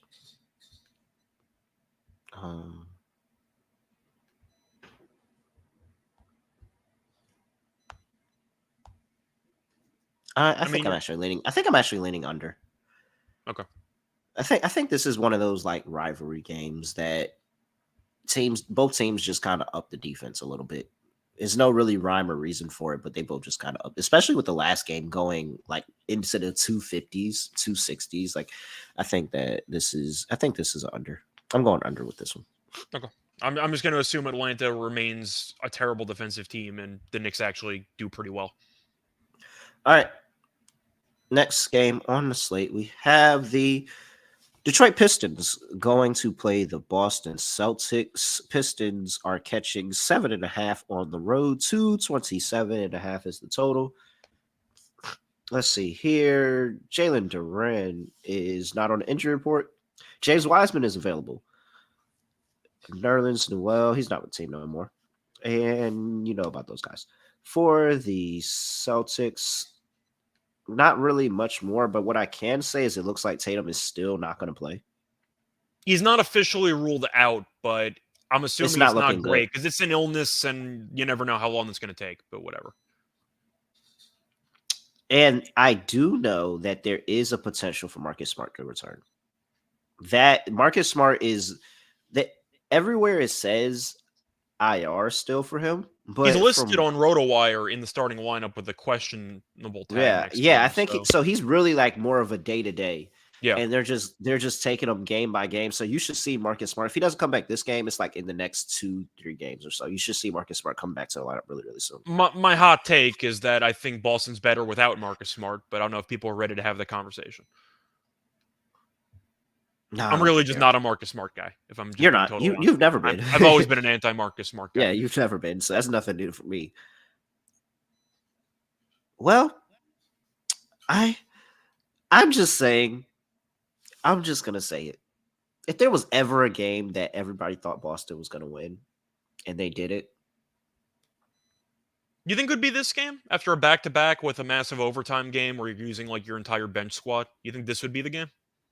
I feel like a lot of people would consider taking Detroit here because Boston's still shorthanded. Tatum might not play. Yeah. Brown's still out. And they're on a back-to-back with an overtime game. But you know how public bettors are, and they see Boston, they're like, "Oh, Boston almost beat Milwaukee last night. They took them to overtime. Now they're playing the Pistons, who are one of the worst teams in the league." I'm just saying, I don't know if this is that home run spot that we're used to seeing for the public. How did Shannon do it? I just don't know what to tell you guys. This seems like a home run spot that Detroit is either somehow in this game, or this is one of those weird spots where Boston just loses to an inferior team at home. Like, this feels like that spot 100%. For me, I'm going to go with Boston. Just looking at the head-to-head, Boston has really just killed Detroit this season. I just think that based on how these teams are constructed, even with Tatum potentially not playing, Boston really is a matchup problem for Detroit because their guards are extremely versatile. They're extremely lengthy. They also should be having Horford and Williams back in the lineup. I'm blindly taking Robert Williams rebounds, by the way. Like, that's just an autoplay at this point. He's been incredible on the glass. But yes, you're looking at Boston. They've won the 3 games of the season by 16, by 9, and by 12. From what I've seen, I just think Boston is a very bad matchup for Detroit to handle. It also doesn't help when Killian Hayes is playing serious minutes, and he's one of the worst offensive players in the league. I'm going with Boston.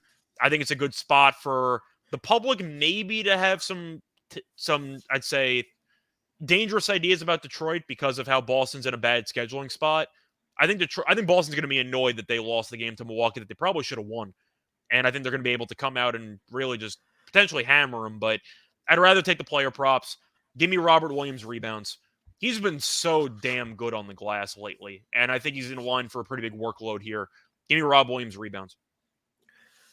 44% of the bets, 90% of the money on the Pistons tonight. So Sharps came in. Okay. Well, no, but it's 44% of the bets. The public is still on Boston. Okay, so, it's just that the Sharps are putting serious dollars on the Pistons tonight. And I mean, I agree with them. I agree with them. I think that this is prime letdown spot. So it's just, does Boston get guys back? That's the number one thing. That's the only thing that kept me from betting this overnight, is because I didn't know. Because if Boston just gets a whole bunch of guys back, then it really kind of takes everything out of that. But well, you're assuming Tatum's not going to play anyway, so they're not going to. Yeah, I assume Tatum's not going to play. But if you get Horford, and Smart back, then I'm like, all right, now you're starting to fill out that starting lineup and push some of those guys back to the bench, and that's slightly concerning. There are but no player props available for Boston right now, which is just extremely because nobody frustrating. I'm knows not what they're. Yeah, surprised, but I mean, yeah. I'll mention the rebounding numbers though. I don't know why Williams only played 13 minutes last night. Doesn't make any sense. He had 0 fouls. But the last 3 games before the Milwaukee game, 16 rebounds, 16 rebounds, 15 rebounds. He had 15 against Detroit on February 6th. He had 15 and 15 in 26 minutes. Detroit can't stop him. I think Williams is in line for another 15-15 type game. Yeah, I agree with you. I'm on Detroit plus 7.5. Sprinkle on money line. I And think I'm only going to take this with player props. I'll look for Robert Williams, and that's basically it. I'll play it safe. All right. Next game on the slate, we have totals sitting at 224.5. I couldn't tell you what to do without knowing who's playing for Boston. I'm sorry. Yeah, I think I'll lean under, but I have no opinion on this total whatsoever. I got nothing. I think it's 4 points. I think that I don't know. I think total's kind of on the money, honestly. I'm worried about the fatigue angle though with Boston to some degree because they did just play 53 minutes last night with travel involved. I think I'm going to lean to the under, but I'm not going to bet it. All right. Let's see here. Utah Jazz are on the road to play the Memphis Grizzlies. Grizzlies are laying 8.5. 240 is the total. Injury report for these two teams. And we have for the Grizzlies, Zaire Williams is out. Steven Adams is still on IR. And for the Utah Jazz, they're healthy with Russell Westbrook still on the report because they don't know what they're doing with him. This is pretty simple, isn't it? I mean, this is just a principle play. No, I mean, I don't know what would make this. There's nothing that would make this any different for me. Now, in the 3 meetings this season, this is the 4th. Utah's 2-1 straight up. The home team has won every game. But Utah won by 1, Utah won by 16, and they played in Memphis on January 8th, and Memphis did win, but only by 5. So Memphis has not won a game. They were like a 7-point. They were like a 7-point favorite in that game too. Yeah, and they're favored by 8.5. Utah, we know as an underdog, has been really just. You might have to get another Utah jersey at this point, but I'm just gonna look for Utah to cover. I lied. It was 5.5. So it was 5.5, and they lost by 5. Wow, that is such a great like what the line is. You know what the line is, and you said we are going to cover this as a dog. We're going to make sure we do that because you lost by 5, and the line was 5.5. Man, I love this team so much. Oh, well, I'm looking at Utah. It's pretty simple. Sorry, breaking news. The line has moved up to 9.5. Okay, I'll take Utah. So easy. I'm not even questioning it. I don't care. I like Memphis. I don't care. Utah plus 9.5. I like Memphis with Steven Adams. I'm not sure if I like Memphis now. This team has been awful for the last month. Yeah, they have. Steven Adams' stock, by the way, all-time high right now. It's a lot of size they're missing, man. That's what I'm saying. He was the best rebounder in the league, and then they completely just fell apart when he got injured. Utah plus 9.5. Utah sprinkle on the money line. Wow, I have a lot of choices for dog today. Yeah. All right. Play props. I'm still on Sexton. I didn't go back and look at that box score after that last game. I think Sexton had 19, I think. Go back. I forgot to look at the box score. He had... Sorry, let me just pull this up. He had 18. He had 18 points against Indiana in 29 minutes. Oh, yeah. 6 assists, too. That's pretty solid. He's a good player. He's always hurt. Yeah, he is. Let's see here. I see 10 for Utah at another book. I don't see any player props, though. So maybe keep an eye on the injury report just because that might be why it moved. Maybe Markkanen just decided not to play today. So we'll keep an eye on it. But I do think that you're probably going to have to look at Sexton. Maybe you can make a case for Kessler, but Kessler's stats are pretty inconsistent. Are you blindly taking Jaren Jackson blocks because it's a home game? Oh, yeah. Forgot about that. 100%. Especially when you think, but when you think about what Utah does, and a lot of those guys like really love to get to the rim. Like Jordan Clarkson likes to try to get to the rim. Colin Sexton likes to get to the rim. And I like his chances with Walker Kessler too, and even getting a block or two off of him. So yeah, Jaren Jackson Jr. is still in a good spot. Remember last time I mentioned it, I was on a show with Delonte and Munaf, and I mentioned the blocks of like 2.5. and he had 3 blocks in the first 4 minutes of the first quarter. I Yeah. just remember that happened. But I think if you want to go for a pretty interesting player option that's really flying under the radar, Kelly Olynyk has actually been pretty good lately. He's Did had somebody 11 get plus. rolled out? Why did this just? You're right. This did just That's what go I'm to 10. saying. Somebody had to have gotten moved out, so I'm kind of looking for a next man up approach. But Olynyk has had 11 plus points in 5 straight games. He had a double-double against Indiana. You might be able to find a pretty good price there on Olynyk to have a pretty solid stat line.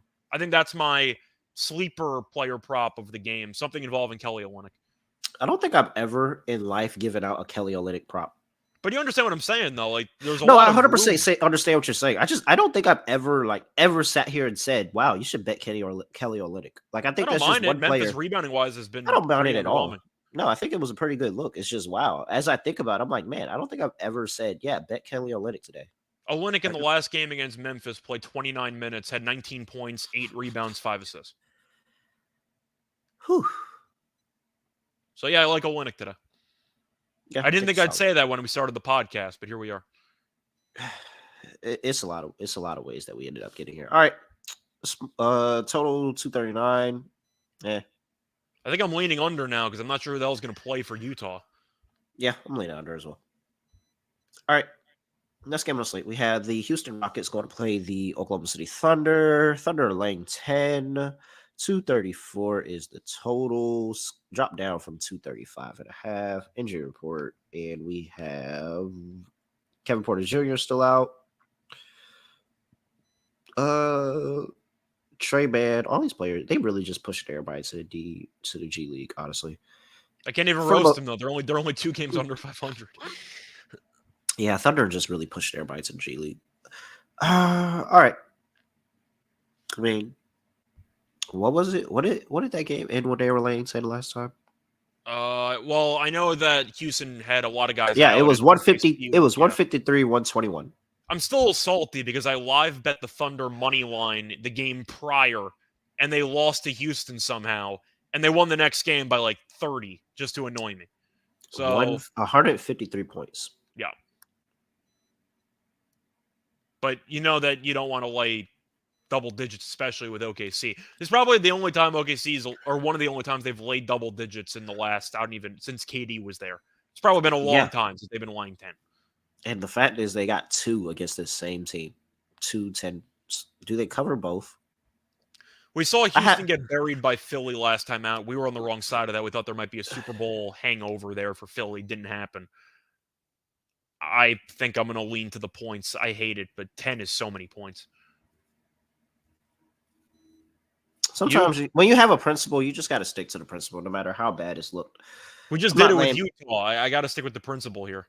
Yeah. I told myself I wasn't laying points with OKC. I just faded them, and I hit my dog a Pelicans money line. So it looks disgusting. Everybody's betting OKC, even the sharps. Like the public and the sharps are aligned. 72% of the money, 72% of the bets, 81% of the money. Public and sharps both betting OKC tonight. I'll go contrarian. Just give me the 10. I'm by principle. I can't lay 10 with OKC. I can't do it. I'm looking at the 10. Since you have that much money on it, maybe it moves to 10.5 or 11 by game time. I don't think there's an actual rush to bet this. My advice for this game is I'm leaning Houston, but don't try this at home. Definitely. Like results may vary, but don't try this at home. 1-800-GAMBLER. Yep. All right.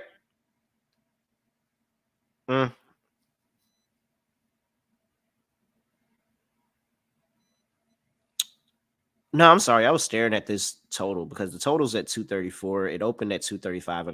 90% of the bets and 89% of the money is on the over. But OKC scored 153 points last meeting. I think I'm going to lean under though. First 2 meetings were below 229. The Thunder only scored 100 against the New Orleans' team, who was missing a bunch of guys, but you're looking at Houston's offense. The last 2 games scored less than 105. Was against 2 pretty good defensive teams. But I think I'm going to lean to the under. The fact that money's come in on the under when the last meeting had 274, that over really feels like a trap play. I think I'm going to lean to the under. That's what I'm saying. Pretty much reverse line movement in that one for me. Once again, don't try this at home, but I'm going to lean to the under. I'm very good not betting this game. I don't have to at all. Now, this is a meeting game. Dallas Mavericks are on the road to go play the Denver Nuggets, and what I think is probably the game of the night, honestly. Denver is laying 5, 233.5 is the total. It's the game of Injury the night. report It's in not on these two TV. teams, Fantastic. I know it's crazy. Yeah, we got Christian Pelicans and Wood, Lakers on the late night. Fantastic job at ESPN. Great job. we'll talk about that in a second. Awful. Okay. Christian Wood, Tim Hardaway Jr., Reggie Bullock, all are questionable. Uh, let's see, Justin Holiday, I don't think he's going to be with the team yet. And then Davis Bertans and Maxi Kleber are still out for extended periods of time. And for the Nuggets, Jamal Murray, Aaron Gordon are both questionable. Jamal Murray sat out the last game. I think Aaron Gordon might have played. I think they both sat out last game. Oh, did they both sit? Okay, so it was something like that. I think they did. And then Reggie Jackson, I don't think he's with the team yet, or he's prepared to play at this point yet. But we'll see if he makes his debut. There might be a Reggie Jackson debut today. Yeah, Gordon did not play against Miami. Okay, so so they missed. So both of them coming off a game off. I think that there's a good chance that they play this one. I think Murray's not going to play because he's missed a couple games at this point. Apparently, Gordon's 50-50, so we'll see. It's not a TV game, so maybe they'll actually play because it seems like the official rule of the NBA is if you're on a nationally televised game, bench half your injured players. But I'm leaning Dallas. This team's horrible on the road. I'm not leaning Dallas. I'm taking Dallas. Dallas has been good against Denver. They play Denver really. I think they have a win in Denver this season. They do. They played on national TV, and Dallas won by 1 last time. Yeah, that was that. It was a crazy ending to that game too. But Dallas is 2-1. The one loss was by 1 point. I think Dallas was shorthanded in that game too. But Denver, they've been good. They haven't been winning by a bunch of margin, but Dallas has given them problems. And with Kyrie and Luka, I think they can give Denver's backcourt serious problems. So I'm looking at Dallas. I just think that you're looking at Michael Porter Jr. this game, and he just looks like a barbecue spare rib. Yeah, Luka and Kyrie are looking, and they're like, "Oh, we are going to switch all night on you guys." What did Kyrie have? 26 in the fourth quarter last time out. Yes, he did. Luka actually, if you look at Luka's face in the fourth quarter, he truly never seen a teammate do that before in the fourth quarter. That is the first time in his life he's ever seen a teammate do that in the fourth quarter. Oh, I'm going to take Dallas here. Dallas and Sprinkle on the money line. They play Denver so tough, man. Denver can't get wins against Dallas. The only time they got a win is when they were benching everybody, and Dallas was at home laying 10 points. Yeah.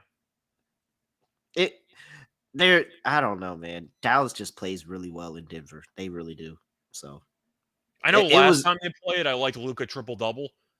I don't know how I can take triple-doubles now with Kyrie having the ball in his hands a lot, so I don't really know what to think for Luka's triple-doubles moving forward. When I don't like Luka's triple-double, but I want a triple-double and a win type thing, I just take Luka 12 rebounds and a win because he's the main rebounder on the team. That's been a auto play for me. Whenever I'm sitting there and I'm like, "Ooh, I kind of like his triple double, but I'm kind of concerned." I always take his 12 rebounds because when he gets in that mode of rebounding the ball, he goes to 12.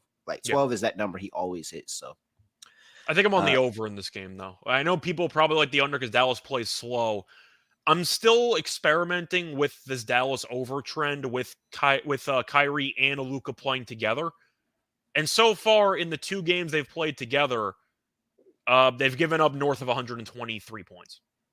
So I'm going to keep taking the over. And the fact that since Kyrie's got there, his team is shooting basically 50% from the field. The offense is great, but defensively they're horrible. So I'm going to keep going with it just seems like the over. I'm with you. The over is a really good play because they're spacing their side of the court so much that people like Josh Green, your Reggie Bullock, Tim Hardaway Jr. They're getting such open looks from 3 with those 2 spacing the court so much, and able to drive and penetrate. I think Bullock's the big one because he was garbage for about 4 months.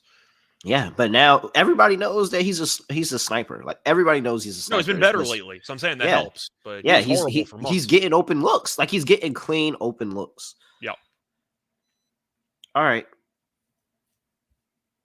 That was relatively easy.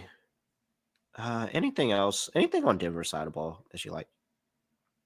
I think Jokic is probably walking into a triple-double, but the point is with those guys being out, I'm assuming we agree Jokic probably pivots to being more of a scorer in this game. He did against Miami. He had I think he has 27 to. points. Oh wow, 27. I know. I'm playing. Then you're looking at his numbers, though, recently 27, 30, 29. He has been more of a shooter or a scorer with Jamal and with Gordon being out. And it's not like Dallas His has any prop is centers that normally can at like guard him. 24 and a half, That's what I'm 25 and saying. a I think half. I have to let Jokic I points. think he's good for 25 points today. Like, I think he's Yeah. good for 25. All right.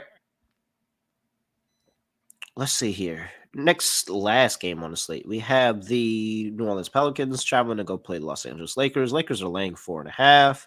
A 234.5 is the total. They actually opened up at -2.5 for the Lakers and opened up at 233.5 on the total. So you're getting movement towards the under, movement towards the Lakers. Looks like CJ McCollum's questionable. Dyson Daniels and Zion are not playing. And then it looks like LeBron is going to play tonight. I'll believe it when I see it, but that seems to be the case. And Anthony Davis is probable as well. So potential full assortment of staff for the Lakers. I mean, did this line just shoot up because people think LeBron's going to play tonight? I guess that's why the line shot up. I'm still taking New Orleans. Like, there's no way in hell I'm taking the Lakers laying points based on how they've played lately. That I can't do. I can't do that. If the Lakers win, they win by 3. This game, if they win, they win by 3. One possession. Like, the Lakers are a team that I don't want to exactly lay points with all season long, but especially with LeBron probably going to play, but you don't know for certain if he's going to play. New Orleans just beat them about 2 weeks ago, and New Orleans was playing horrible basketball, but they have won 4 or 5. They've been better lately. I feel like if you've been laying points with the Lakers at home, you probably need a new place to live because you had to sell your house in order to pay for the losses. I can't. The Lakers are just horrible. I can't lay points with the Lakers. It's Pelicans or pass for me. 5-7 as home favorites this season. Bad. I mean, the Pelicans just beat up on the Lakers like they do. That's just one team. That the Lakers have like one win in the last 5, 6, 7 meetings. Like, I'm never taking the Lakers over the Pelicans. That's just the team that gives them trouble, especially not laying 4.5. I'll actually take this closing line value of 4.5 because I think if the Lakers win, they probably win like a buzzer beater type of win. And I think that's really only it. It's either like a buzzer beater type of win for the Lakers or the Pelicans steamrolled them by 20. This is one of those games I think you can get in live on both sides. You might be able to get like +7 on both sides, and you'll end up seeing a 1-possession game in the final minute. I think you could really find a pretty good live spot. If a line goes past like 7.5 live, just take it. This game's going to be a coin flip down the stretch. I'm with you. All right. Props. I mean, it's so simple. I'm on Brandon Ingram. Brandon Ingram destroys this team. Well, Ingram, I gave out the ladder last episode. He was 1 point short of the 35, but at least he got to the 30. So that worked out well. Valanciunas, I think he should be used a decent amount in this game because somebody's going to have to guard Anthony Davis. Or somebody's going to have to try to, and I think Nance is a little bit too small to actually guard him. But Davis has been horrible the last couple of games. I think I'm blindly taking Davis rebounds, though. His rebounds have been good. That's probably how I'm looking at it. Yeah. I mean, that last game where in Portland, yeah. Did he didn't get the 20? I thought he got the 20. He didn't get the 20. No, he had 17 and 19. Oh, okay. He had more rebounds than points. That kind of sums up how AD's been playing lately. But he had 19 rebounds. This really should be the wake-up game for it. And LeBron's back. Okay, so maybe that's it. Because the last game was the wake-up game. It was supposed to be. It was really supposed to be. But now it's this game.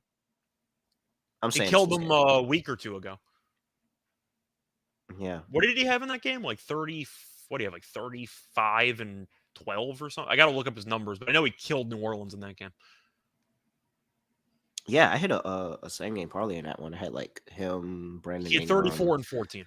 CJ assist. Yeah. He had 34 and 14 in that game. Yeah. If I'm taking AD on anything, it's rebounds. I've had enough. Yeah, I think rebounds. I think rebounds is a must play, but he could have another 30. I think the Lakers are looking at this game like we have to win this game, which makes me kind of concerned for. Yeah, no, but like this one right here, like with LeBron coming back and being on that terrible losing streak since he's gotten over the scoring record. I think they're looking, and the fact that they just lost to the team recently. Like it's Yeah, like, I all mean right, we got to they get. just lost to that team, but They're gonna. LeBron, you They're make real. an This is argument. really gonna be a buzzer beater. Can we bet for there to be a buzzer beater at the end of the game? That's got to be Nobody like. can you can bet on overtime. No, I think they're gonna be. I think they're gonna win by like 1, 2, Just saying, overtime maybe. But and it's gonna be like AD. It's gonna be like some crazy AD buzzer beater. And no, they're gonna win. LeBron's gonna brick a 3-pointer on the wing for no reason and go to overtime. Isn't that the official LeBron like late? Well, if they go to overtime, Russell Westbrook's not on the team anymore, so they have a good chance to win. Good chance maybe for the Lakers standards. I don't know. I mean, Russell Westbrook this season probably one of the worst overtime players I've ever seen in my life. Probably Like I distinctly remember every single overtime I've watched, I've seen him play horrible. That's fair. I remember the game against Philly. He went like there was a lot of bad overtime games. The for Philly Westbrook. one was the worst one because they were literally in the They game. had the And 15-point comeback in the final minute and a half. Shots. Yeah, he bricks 2 shots, and the game is out of reach at that point. yeah. Definitely should be competitive as a game though. But I'll lean to New Orleans and sprinkle on the money line. Yeah, I'm definitely on New Orleans plus 4.5. I truly don't think that there's a path that the Lakers win by 5. All right. That's it. That's it for the slate. That's it for everything we have. It's time for lock and dog. All right. Let me see. For my lock, I like a lot of dogs on the slate. But for my lock, I'm going to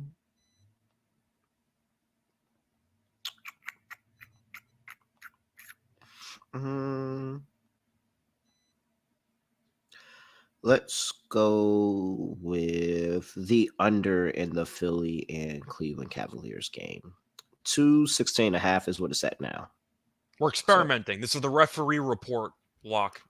Yeah, so we're going with that under. And for my dog, ring around the rosy, pocket full of, was it Posey? Yeah. Yeah. What is a Posey? Nobody knows. James Posey, former NBA player. Oh, pocket full of James Posey. Roger. Yeah.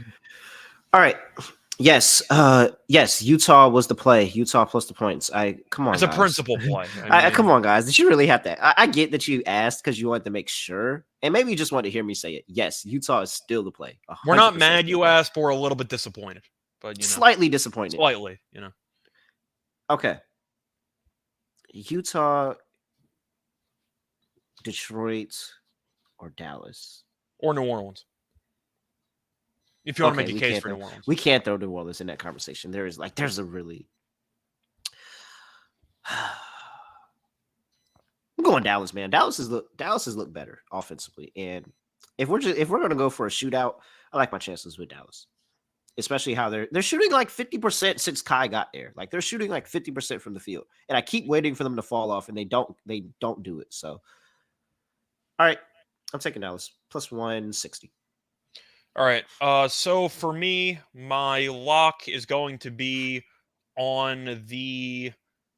I'm going to stick with what's worked so far. Give me the Pacers minus 2.5 against Chicago. Chicago's just been horrible. I'm not going to really overthink this. Indiana at home has been pretty good. I know they've not been playing well lately, but neither is Chicago. I think 2.5 is too low, especially with DeRozan being out. Levine could give you a 40 piece, and maybe Chicago wins. But if you need 35 or 40 to win a game, it means I'm probably picking the other team. Give me Indiana. Chicago's just been horrible lately, and Indiana's given Chicago problems in the past. Fun fact: during the time of this show, this line has went from 2.5 to 3. Okay. Well, either way, we locked it in basically earlier in the show at 2.5, but I'll take it at 3 anyway. Give me the Pacers minus 3 as my lock. And for my dog, I am going to go to an alt line. I'm going to take LaMelo 12 plus assists, not Lonzo, LaMelo at plus 200 for the assists there. Totals 244. You sure you don't want Lonzo? I can give you a really good price on Lonzo assist tonight. Like I can Does it get voided if he doesn't play? Price. No. Then I'm going to pass. Okay. But I'll go with. But it'd be like a great price. Like it's going to be like the value is going to be insane. But I will not void it if he doesn't play. Okay, if you're not going to void it, then I'd rather take my free bets elsewhere. But okay, I'll go with LaMelo 12 plus. Hey, I was trying to give you a deal. I know you were. You're also trying to scam me, but it depends how you look at it. But yeah, Yeah, no. So don't even worry about that second part. Just focus on the deal part. yeah. Just sign on the dotted line. It's free to sign on the dotted line. But anyway, LaMelo 12 plus assists is plus 220. I'm going to take that. Once again, I think Charlotte's probably going to score 125 or more in this game. But Charlotte has fully embraced the super fun up tempo. We're going to try to outscore opponents type of offense. Played 41 minutes against Atlanta last time out, had 15 assists. But look at the last couple of games. He had 15 against Atlanta, 12 against Denver, had 10 against Boston, which doesn't sound like much, but Boston's actually, I believe, like bottom 3 in assists allowed per game. So Boston doesn't give up many assists, and Ball still had a pretty good game there. I think 12.5 I think 12 plus assists at plus 220 is a very good deal. Give me that as my dog. All right.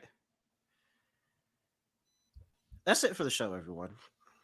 Well, that's not it, because Jake says that Google says posies were carried to help combat the ever-present smell of sickness. Man, I need a pocket full of posies. I need 2 pocket full of posies. I'm about to go get some pocket full of posies. Scott, anything else for the people before we get up out of here? Nothing really else to add. Ashes, they all fall down. You can find me on Twitter at Reichel Radio. Ashes is what the Bulls look like right now. That's what Ashes look like. They need to blow that team up and just send it all to ashes like Pompeii. Yeah, well, either way, they need a volcano for that. You can find me on Twitter at Reichel Radio. Besides Is the that, front office not the volcano? Because they're doing terrible. I can't call them a volcano because they refuse to blow it up. See what I did there? Pun intended. Ooh, hey, Bars. So crazy. Bars. Right. I'm going crazy. That was a heat check. But anyway, yeah, NFL Gambling Podcast. I don't know when we're doing that, but you can find us on the NBA show. I'm still doing tennis a couple times a week. And find me on Twitter at Reichel Radio. That's basically all I got. All right, you know where to find me at ___. If you have not already, make sure you like the video before you get up out of here. I see all 61 of you hop in, like the video before you get up out of here. Appreciate you all for rocking with us. And I really don't have anything else to say, nothing else to do. Make sure you leave a review if you haven't already. Make sure you leave a review. I don't think we got a new one, so I can't read nothing out. I mean, we were going to read new reviews, but we haven't got any new ones, so I can't read them out. Or if we have gotten new ones, they haven't populated the system yet. I forgot to say, if you watch the show and you don't leave a review, you're a coward. Yes, that is 100%. And we have a review that says you're a coward, so that means you're actually a coward. All right, other than that, nothing else to say, nothing else to do. No other way of really ending the podcast. But I'll end it like this. We are out of here.